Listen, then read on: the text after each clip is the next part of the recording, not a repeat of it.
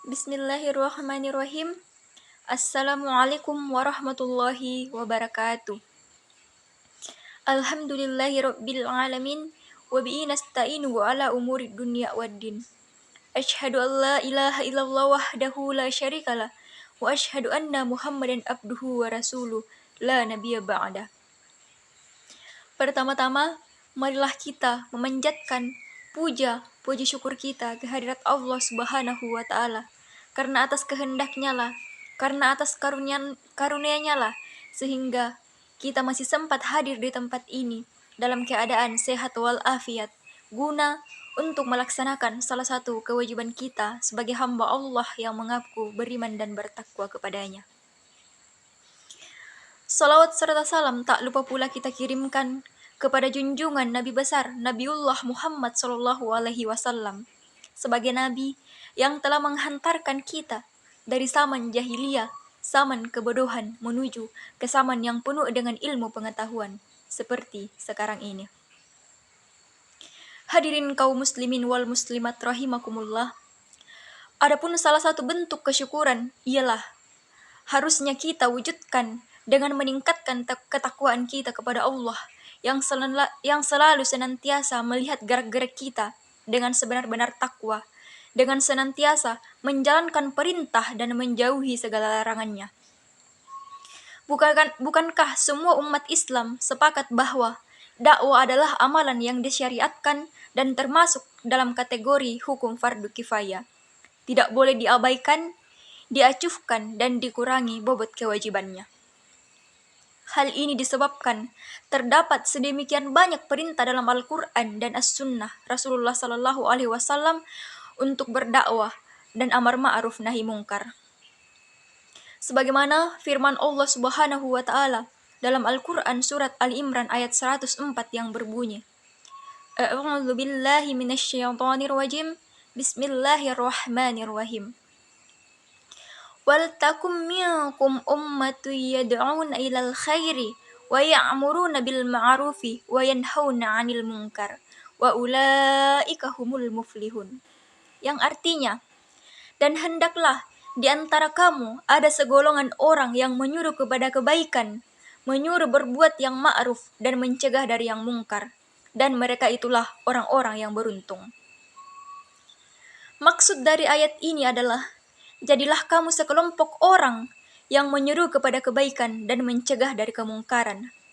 Kewajiban berdakwah ini berlaku bagi setiap umat muslim, sebagaimana sabda Rasulullah SAW, yang artinya, siapapun yang melihat kemungkaran, maka hendaklah ia mengubah dengan tangannya. Kalau tidak mampu, maka hendaklah ia mengubah dengan lisannya. Jika tidak mampu, maka hendaklah ia mengubah dengan hatinya. Dan itulah selemah-lemahnya iman.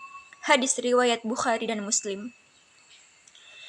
Maka ingatlah, wahai kaum muslimin, bahwa dakwah yang bertujuan untuk menegakkan ajaran-ajaran Allah merupakan kewajiban yang disyariatkan dan menjadi tanggung jawab yang harus dipikul oleh seluruh kaum muslimin.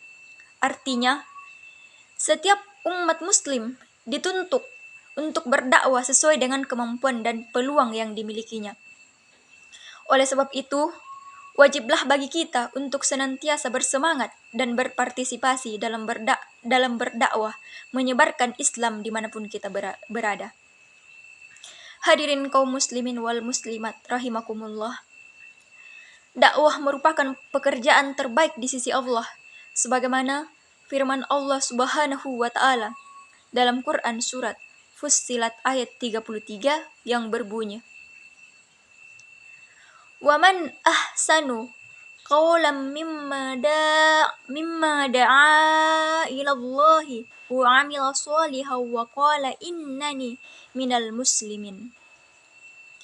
Yang artinya, dan siapakah yang lebih baik perkataannya daripada orang yang menyeru kepada Allah dan mengerjakan kebajikan dan berkata, sungguh aku termasuk orang-orang yang berserah diri.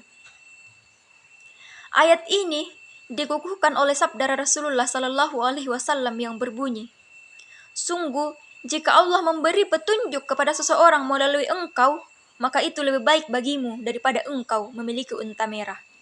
Hadis riwayat Muslim. Hadirin kaum muslimin wal muslimat rahimakumullah.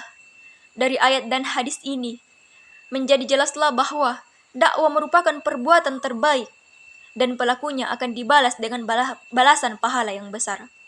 Maka dengan itu, Rasulullah tetap tegar dalam berdakwah, walau diganggu, dipersulit, dan akan dibunuh sekalipun, tidaklah hal itu menghalangi beliau dalam berdakwah di tegaknya ajaran Islam.